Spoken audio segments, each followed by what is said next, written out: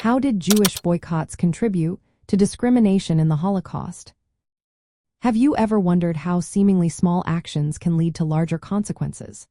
The Nazi-organized boycott of Jewish businesses on April 1, 1933, was one of the first major public acts of antisemitism in Germany. This boycott marked a turning point in how Jews were treated in society. It encouraged the German public to avoid Jewish-owned shops and services, often backed by intimidation from Nazi paramilitary groups. Signs and slogans urged Germans to protect yourselves, don't buy from Jews, framing Jews as threats to the nation's honor and interests. This public campaign caused immediate financial harm to Jewish businesses. It also heightened fear and insecurity within Jewish communities. The boycott was partly a response to international protests, including Jewish-led boycotts of German goods abroad. However, the Nazi boycott aimed to isolate Jews economically and socially within Germany. Although it was short-lived and met with mixed success, it set a dangerous precedent for further anti-Semitic policies. The boycott normalized public discrimination against Jews. It emboldened Nazi supporters and paved the way for more systematic legal discrimination, such as the Nuremberg Laws of 1935.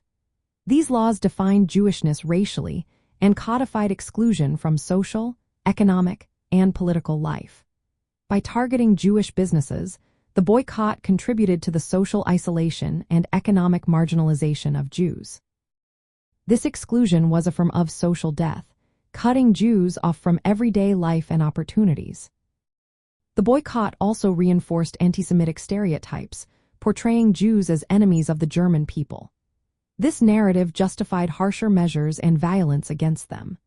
The Jewish boycotts, both abroad and in Germany, played a role in escalating discrimination. They publicly marked Jews as economic and social enemies, undermined their economic stability, and normalized anti-Semitic actions in society. The groundwork laid by these boycotts led to legal and systemic persecution through laws like the Nuremberg Laws.